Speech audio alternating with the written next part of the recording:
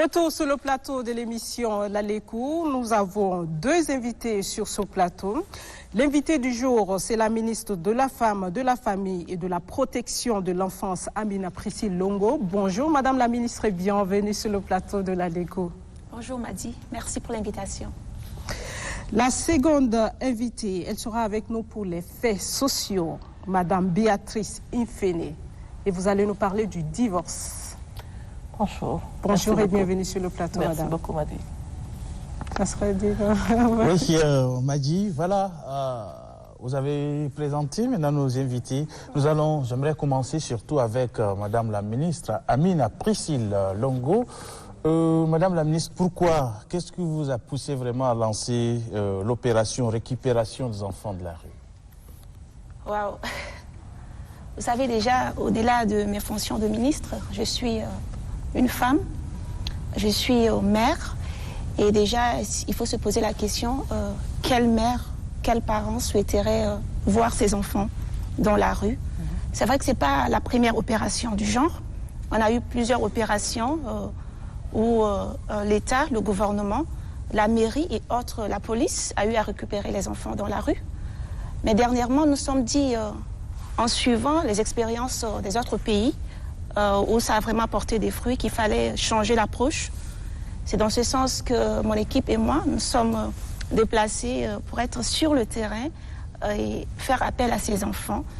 En même temps, c'est aussi une opportunité pour nous de lancer un message, une alerte à tous les parents sur leur responsabilité de protection des enfants, mais aussi d'encourager la société civile qui fait un très bon travail, qui récupère aussi les enfants dans la rue. Nous voulons leur dire qu'ils ne sont pas seuls et que le gouvernement est sensible à cette cause et que nous sommes là pour qu'ensemble nous puissions protéger et enlever ces enfants de la rue. C'est ambitieux comme objectif quand on sait qu'on a beaucoup des enfants dans la rue et que les moyens peut-être ne s'y accordent pas pour offrir une prise en charge holistique. C'est dans ce sens que nous avons développé cette stratégie avec les ministères sectoriels pour récupérer ces enfants de la rue. Et nous comptons justement développer et perpétuer cette opération. Vous conviendrez aussi avec moi que le gouvernement vient de créer un centre national pour l'accueil et la rééducation des enfants vulnérables. Et donc ce centre a pour mission de récupérer ces enfants, de les encadrer, de leur donner un avenir, les orienter vers un métier, les former et puis les réinsérer dans la société. On va suivre le reportage. Oui, il y a un reportage déjà programmé, on suit et puis on va revenir. Très bien. Merci. On leur colle souvent des étiquettes, les enfants de la rue, et pourtant, la rue n'a jamais enfanté. Ce lundi à 4h25, la ministre de la Femme, de la Famille et de la Protection de l'Enfance, Amina Priscille Longo, ses proches collaborateurs, avec le soutien de la sous-coordination de la protection des mineurs, sous une pluie fine, réveillent ces enfants qui bravent toutes les intempéries. D'autres ayant pris fuite au début finissent par revenir à la raison après avoir été convaincus par la ministre et son staff. Il s'agit là de leur réinsertion dans la société par le biais de l'opération Zéro enfant en situation de la rue. Objectif, leur apporter assistance du gouvernement. Nous avons donc initié une approche plutôt participative. Il y a des enfants qui coopèrent et ils acceptent de partir, de se faire aider, de se faire former, de se faire insérer. Il pleut, il y a des enfants qui dorment sous la pluie. Il y a des enfants qui se couvrent avec la natte. Il y a des enfants qui n'ont même pas de quoi se couvrir. Il y a aussi des enfants qui prennent de la colle. C'est déplorable. Ils sont exploités aussi par un réseau qui a été démantelé.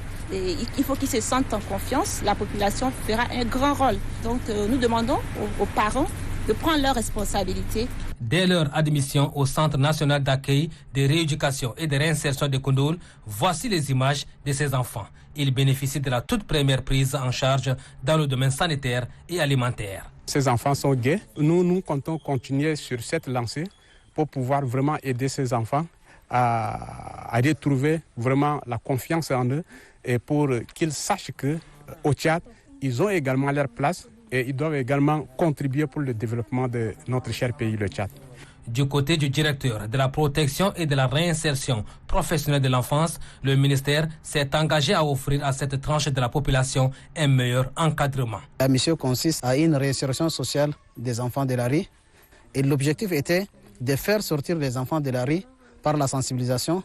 Un avis soutenu par sa collègue directrice générale de la famille et de l'action sociale qui invite par la même occasion les partenaires à mettre la main à la pâte. Ces enfants ont été récupérés dans la rue, ils n'ont aucune formation et puis on se retrouve avec des enfants aussi vraiment malfamés, malades. C'est pas facile, mais je profite par votre micro pour lancer un vif appel aux personnes de bonne volonté d'appuyer et d'assister vraiment le ministère de la Femme pour qu'on puisse acheminer tous ces enfants vers une insertion sociale. Le ministère de la Femme compte intensifier cette opération, car selon ses responsables, les enfants non accompagnés et se trouvant dans la rue constituent une bombe à retardement et le gouvernement a ratifié la convention relative à la protection des enfants. Les enfants ont saisi l'occasion pour remercier le gouvernement qui œuvre pour leur bien-être social. Retour sur le plateau de votre émission L'Aléco. Moi j'ai une question. Alors, il y a le reporter, merci aussi à Varela pour ce magnifique reportage. Je repars sur la célèbre citation qui dit « La rue n'enfante pas ». Je pense que le reporter l'a dit tantôt aussi. J'ai envie simplement de répondre que la rue n'enfante pas, mais la rue accepte, la rue reçoit. La rue ne dit pas non. Dans ces cas de figure, Madame la Ministre, comment comptez-vous prendre pour réinsérer ces enfants ?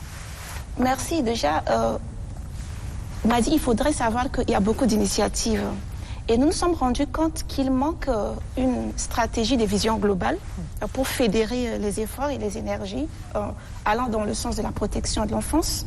C'est dans ce sens que le gouvernement a initié, il y a de cela seulement 3 jours, l'élaboration d'une politique nationale de la protection de l'enfant en partenariat avec UNICEF et les ministères sectoriels, c'est-à-dire le ministère de la Santé, le plan, la sécurité, la justice et l'éducation.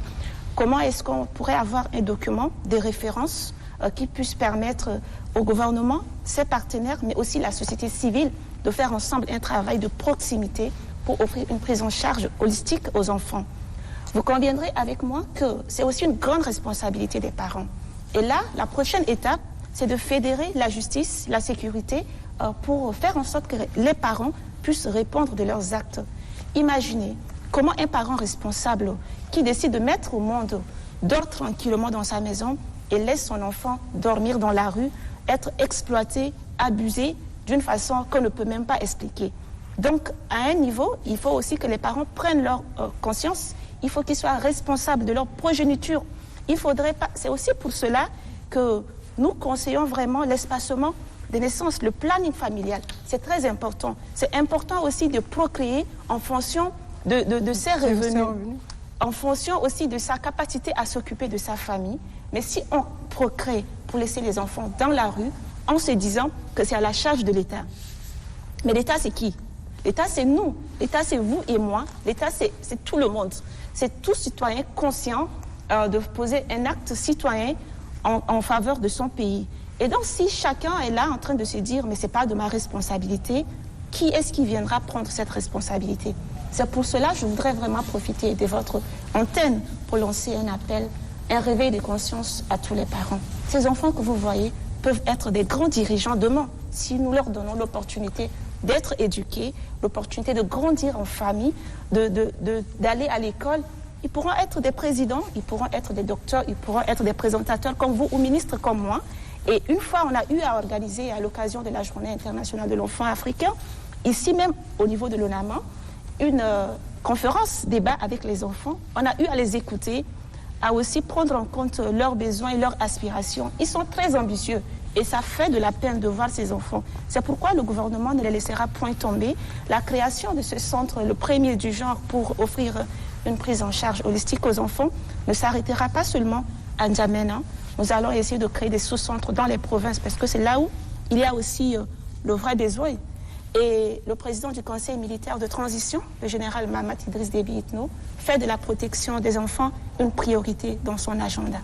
Madame la ministre, parlant de la responsabilité, Je crois qu'à un moment donné, il y a une année ou moins de ça, moi j'ai eu à faire un reportage sur les enfants de la rue. On a travaillé sur le sujet avec un confrère, Brahim Doudou.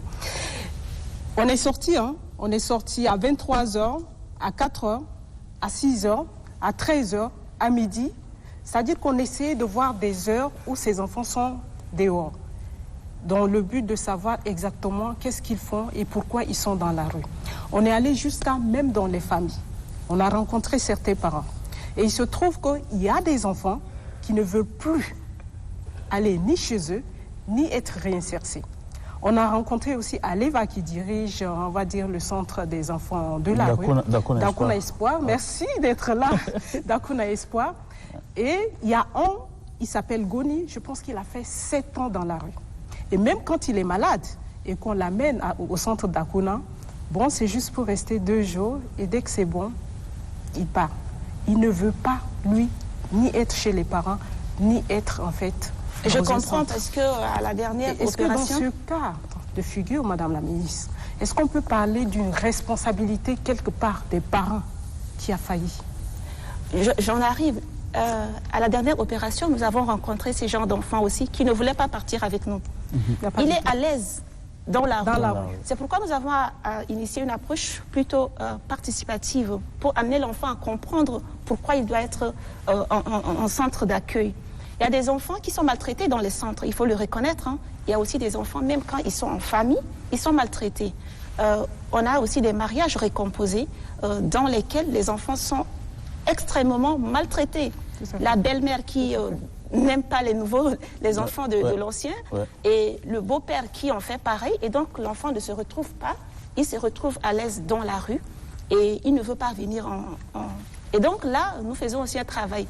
Dans notre approche, il y a aussi un appui psychosocial qui consiste à travailler un peu le mental de l'enfant, lui faire comprendre le bien fondé de l'opération pour que lui-même il se rende compte. Il y a ceux qui hésitaient un peu, mais une fois qu'on les a récupérés et qu'ils sont allés au centre, ils étaient à l'aise, ils disent on ne savait pas que ça sera ainsi.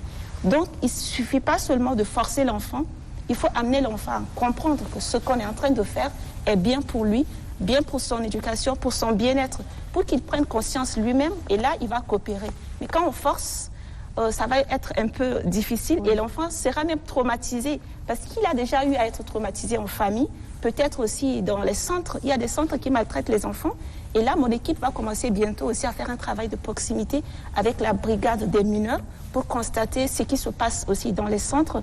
Le gouvernement est en train de vouloir adopter un décret portant réglementation des structures d'accueil. Et là, ça nous permettra de faire un travail d'évaluation, d'encourager ceux qui font un bon travail, mais aussi de sanctionner ceux qui ne font pas un bon travail. Madame la ministre, y a-t-il vraiment des associations qui œuvrent dans ce sens, surtout l'exemple de l'association Dakuna Espoir, qui cherche à attirer surtout les enfants dans la rue à travers les danses, parce que ce sont là des techniques Dakuna a fait un très bon travail. À côté de Dakuna, il y a aussi d'autres structures. Nous avons au total 34 structures d'accueil avec une forte concentration à N'Djamena. Il y a des gens qui font un bon travail, mais pas forcément médiatisés, qui sont nos partenaires et que nous encourageons. Je voudrais aussi profiter de votre micro pour les encourager. Ils font un très bon travail, excellent travail, des partenaires clés du ministère en charge de l'enfance, mais ils sont dans l'ombre. Ils ne sont pas trop médiatiques, pas sur les réseaux sociaux, pas à la télévision, mais qui font un travail avec un cœur vraiment pour la cause des enfants. Il y a SOS Village d'enfants, il y a Bethany, il y a la Fondation Dieu béni, il y a beaucoup d'autres centres et le besoin et la concentration est beaucoup plus à N'Djamena. Dans les provinces, je voudrais même peut-être dire là, ce n'est pas une forme d'exploitation, on ne rencontre pas beaucoup des enfants dans la rue, mais les enfants sont maltraités d'une autre façon. Et là aussi, nous avons des partenaires en province qui font un excellent travail à côté de la délégation en charge de l'enfance. D'accord. Alors, merci. Merci, Madame la ministre. Merci vraiment d'avoir répondu à notre invitation.